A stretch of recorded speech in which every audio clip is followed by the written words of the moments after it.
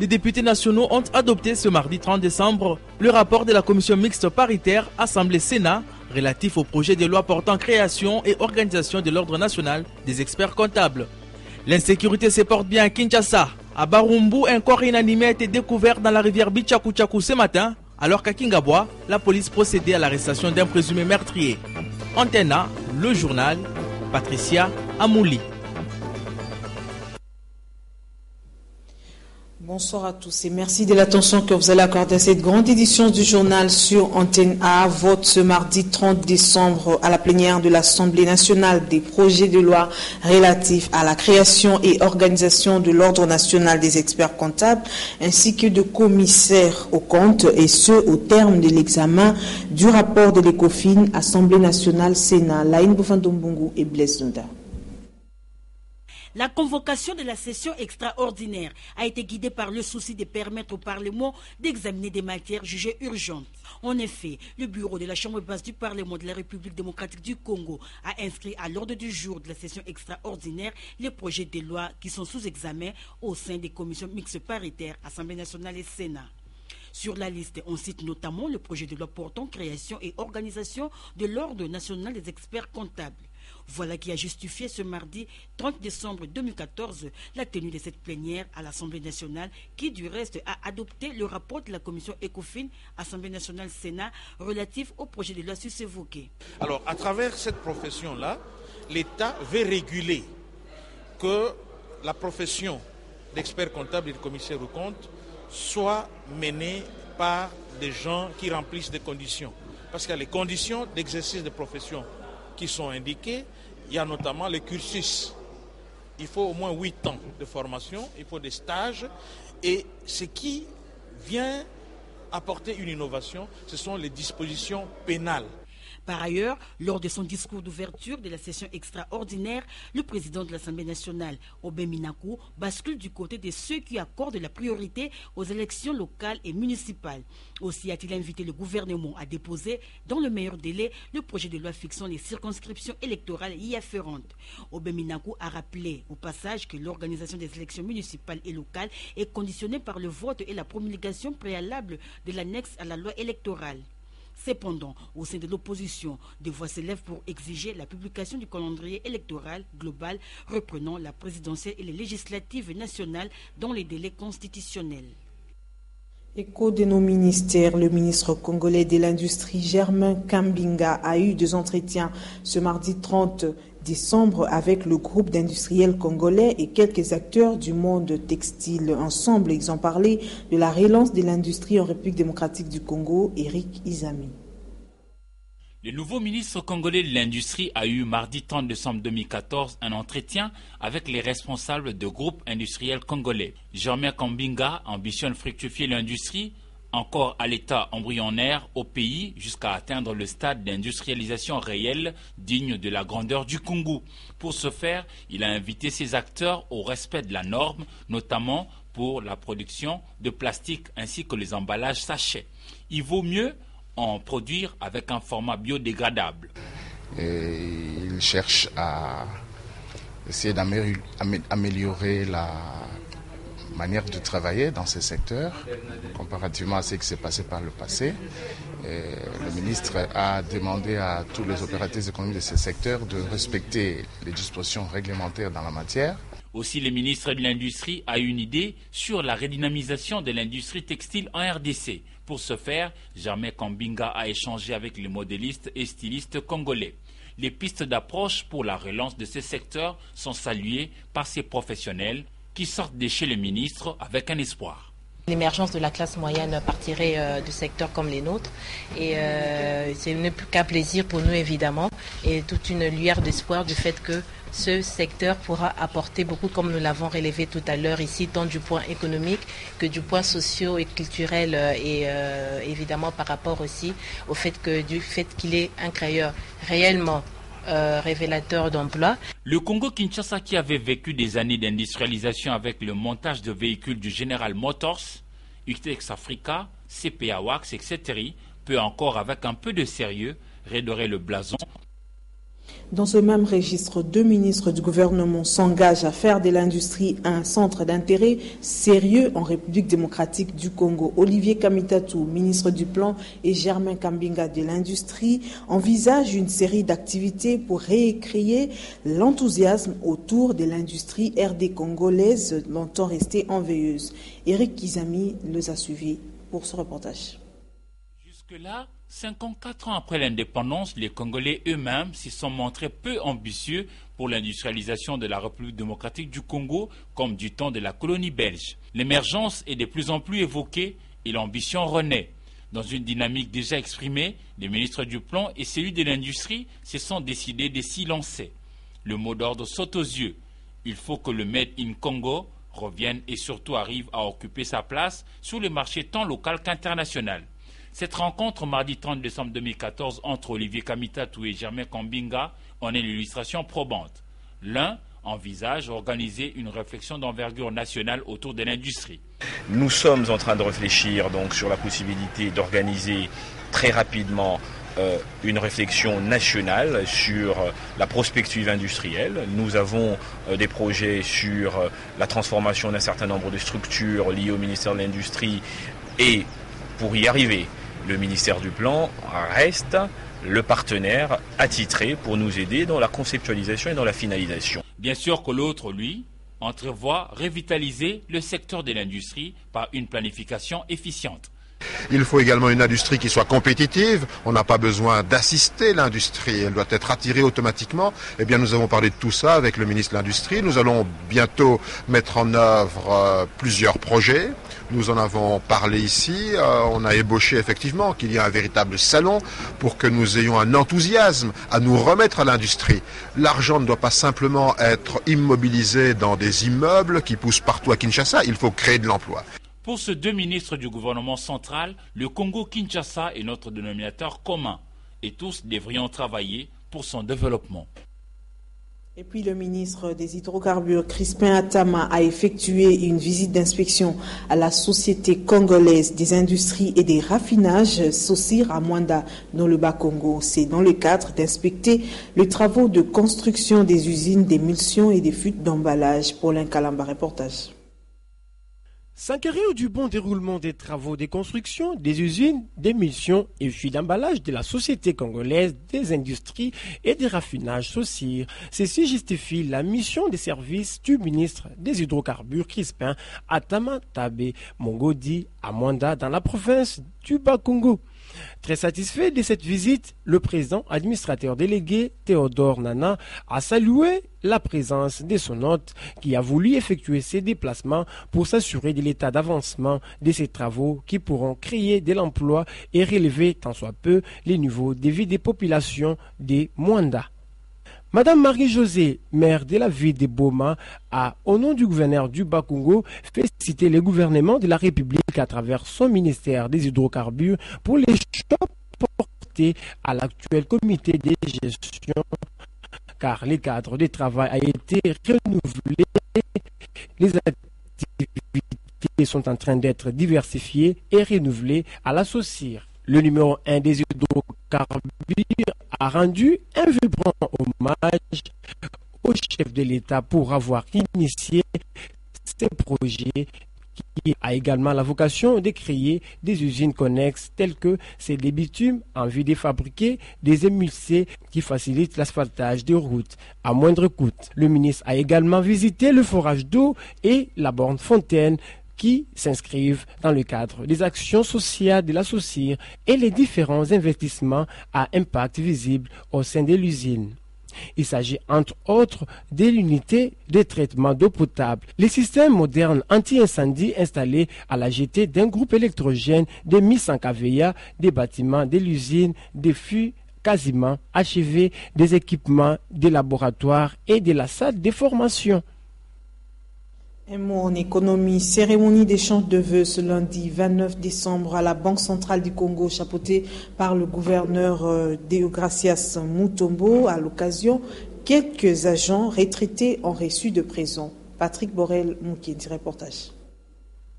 La grande famille de la Banque centrale du Congo a échangé le vœu pour l'année 2015, le 29 décembre, avec la haute direction, les conseils d'administration, les commissaires aux comptes, les conseils généraux, les directeurs généraux et l'ensemble du personnel de cet institut d'émission chapeauté par le gouverneur Deogracias Mutombo. Il est impérieux qu'une politique de diversification économique soit menée afin de parvenir à terme à une croissance multipolaire à même de renforcer la résilience de l'économie nationale aux chocs externes en réduisant particulièrement son exposition à la variation de cours de matières premières sur les marchés internationaux. Cette croissance économique continue à accélérer l'émergence économique nationale. Point n'est besoin de rappeler que la stabilité monétaire est un bien collectif et qu'elle constitue aussi un pilier de la stabilité financière, sociale et politique. En effet, forger une monnaie stable, c'est préserver, voire améliorer le pouvoir d'achat de la population. C'est aussi favoriser un climat des affaires plus sûr qui permet aux investissements de produire pour une consommation garantie.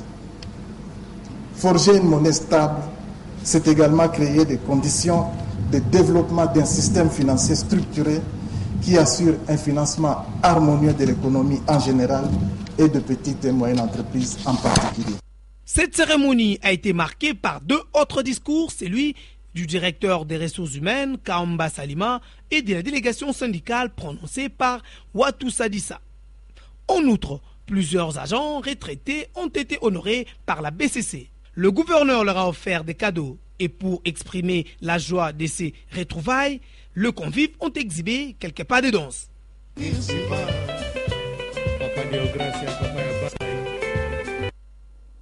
Et dans la suite de l'actualité, le futur gouverneur de l'Équateur doit être un rassembleur et un homme qui maîtrise la territoriale. Telles sont les qualités que devraient avoir les successeurs de feu Louis-Alphonse Koya-Gallo, selon le président de la société civile de Mbandaka, Blaise Mongo, puisque c'est de lui qu'il s'agit, s'est exprimé au micro de Don Momat. La province de l'Équateur a récemment été frappée de plein cœur par la disparition de Louis-Alphonse Koya-Gallo. Le gouverneur décédé, son poste est vacant et déjà, à en croire le président de la société civile de Mbandaka, les candidats se bousculent au portillon. On a par-ci par-là, on attend des candidats, mais au moins, il y a un candidat qui a eu le courage de nous présenter ses ambitions. C'est honorable le Congo Henri Thomas. Pour Blaise Mongo, le futur gouverneur de la province devrait avoir les mêmes qualités que son prédécesseur pour entreprendre la construction de l'Équateur. Un homme qui doit être rassembleur pour les filles et fils de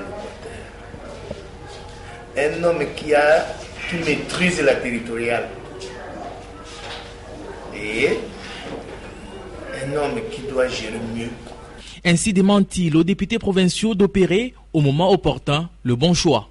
Ils n'ont pas encore droit à l'erreur aux veilles des élections pour qu'ils rentrent encore à l'hémicycle provincial de l'Équateur et choisir encore quelqu'un qui va encore tuer l'Équateur plus. Et à la population, les rois morts, vive les rois. Cherchons les successeurs de Koya-Gallo. Parmi les 11, l'Équateur est l'une des provinces qui a connu de nombreuses agitations à sa tête. Espérons que cela appartient désormais au passé. En société, la commune de Barumbu s'est réveillée ce 30 décembre dans la tristesse de repêcher le corps d'une victime sur la rivière Bichakuchaku. Sa mort suscite de nombreuses questions et du coup relance les débats sur la sécurité des personnes et de leurs biens au Congo-Kinshasa. Constat est fait par Eric Izami et Juzen Belebele.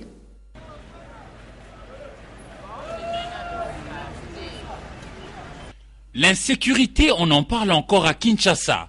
Barumbu, dans le périmètre de la rivière Bichakuchaku, s'est réveillé mardi 30 décembre avec une psychose grandissante à la suite de ces images macabres. En effet, un corps sans vie, des surcroîts blessés, a été retrouvé sur le lit de cette rivière. Les riverains sont perturbés.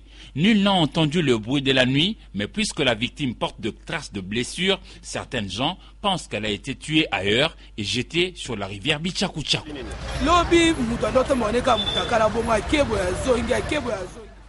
Hier, il se baladait ici tout nu. Les policiers lui ont donné le vêtement et l'ont amené à Mamaemo, où il a été déclaré malade mental. De lui-même, il est revenu et ce matin, on l'a trouvé mort. Il doit avoir été tabassé parce qu'il a de traces de blessures. Il y a environ une vingtaine d'années, au sein de l'opinion RD congolaise, le plus grave de péché était celui de tuer. Avec le temps, tuer semble être banalisé, expression peut-être de la déliquescence de l'État. Vous l'avez certainement suivi sur nos antennes la semaine passée. Le corps d'un jeune homme avait été découvert sur le pont d'une petite rivière à Kingabwa dans la commune de Limete. Et lundi 29 décembre 2014, à en croire les proches de la victime, un de présumés auteurs de cet acte a été arrêté par la police du Souciat de Kingabwa Point Chaud. Le constat est de Domomat et Josène Belebele. Dans la matinée du 26 décembre, soit un jour seulement après la fête de la Noël, les habitants de Kingabwa Mbamou découvraient avec stupéfaction un corps inanimé sous le pont de leur petite rivière. 2 jours après cette macabre découverte, les mystères autour de la mort de ce jeune homme d'à peine 17 ans commencent à livrer ses secrets. Ses parents reviennent sur les circonstances de sa disparition. Le jour de la Noël, il est allé voir une amie de l'internat. Et le matin, on nous informe qu'il est mort. Aux arrêts, au niveau du Souciat de la police de Kingabwa Point Chaud, l'un des présumés coupables rejette tout en bloc. La personne tuée, je ne la connais pas, je ne l'ai jamais vue avant. L'un des proches de la victime qui a assisté à l'arrestation du présumé coupable affirme cependant que ce dernier est bel et bien impliqué dans la mort de ce jeune homme.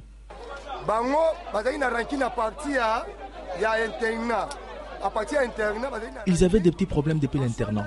C'est comme ça qu'ils ont décidé d'en finir. Espérons que cette affaire sera élucidée et justice rendue selon le droit. En santé, le club des amis de Damien ont présenté lundi 29 décembre 4 chansons de sensibilisation contre la tuberculose et la lèpre à la paroisse Notre-Dame de Fatima à Lagombe. Cette activité a clôturé leur journée de célébration du 15e anniversaire de l'association du club des amis de Damien, Jean-Lumière Sukama, Mathieu Ngadipovi. Il ne s'agit pas d'une campagne d'évangélisation, moins encore d'un concert. Il s'agit de chansons contre la tuberculose et la lèpre.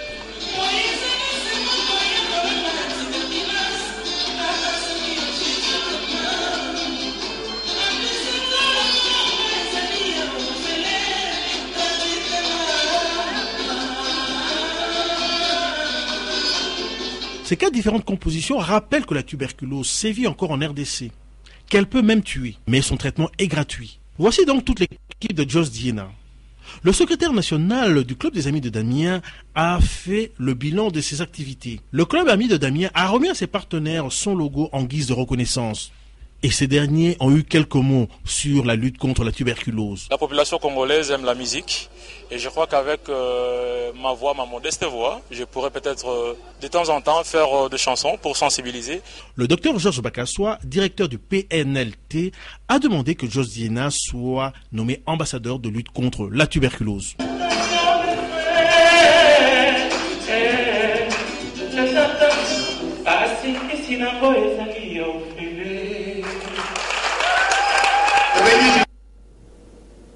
Nous allons lire la presse. Le journaux paru ce 30 décembre dernier, mardi de l'année 2014, ont été sélectionnés et commentés pour vous par Sylvain Kapombo Bosengele.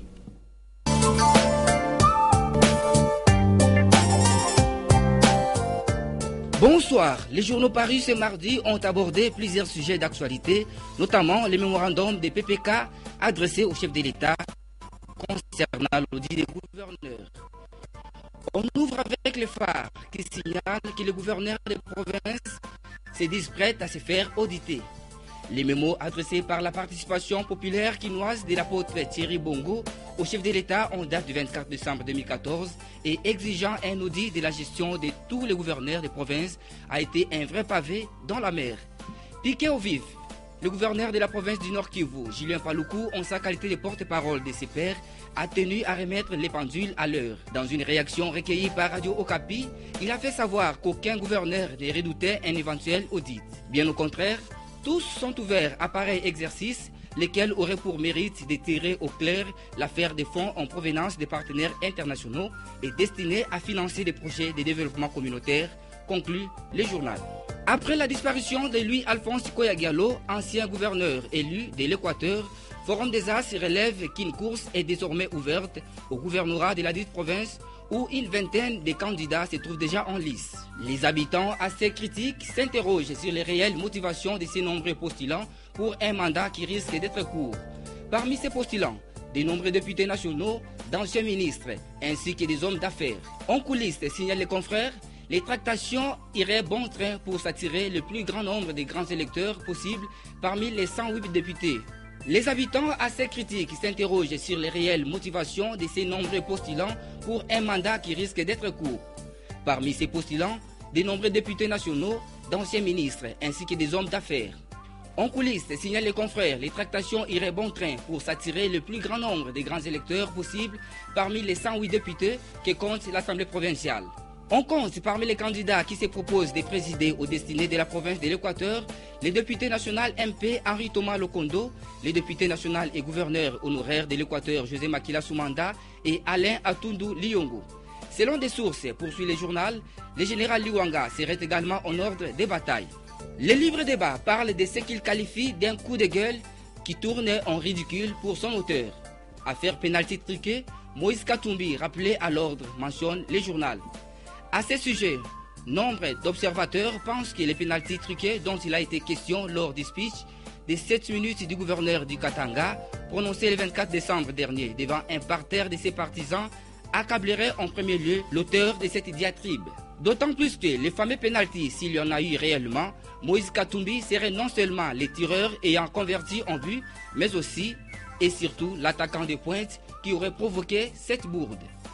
Compte tenu de son rôle, constate les trucs hebdomadaires, il serait le premier à en répondre à la barre plutôt que de vouloir s'ériger inutilement en donneur de leçons. Terminons avec la référence plus qui nous fait savoir qu'en République démocratique du Congo, il y a une reddition de 150 rebelles hutus-rwandais. Ces rebelles opérant dans l'est du pays se sont rendus dimanche dernier, moins d'une semaine de l'expiration de l'ultimatum fixé par les Nations Unies, les Congolais et les pays de la sous-région des Grands Lacs. Cet ultimatum prévoit qu'après le 2 janvier 2015, cette milice s'exposera à un désarmement forcé mené par l'armée congolaise appuyée par les casques bleus. C'est tout pour ce soir. Bonsoir. Au nom de Dom Omat, chef d'édition, Richard Massoulama, l'opérateur de prise de vue de ce soir, et Léonard Moneri, réalisateur, et toute l'équipe technique, nous vous disons merci de nous avoir suivis. Restez branchés au programme d'Antena et bonsoir chez vous.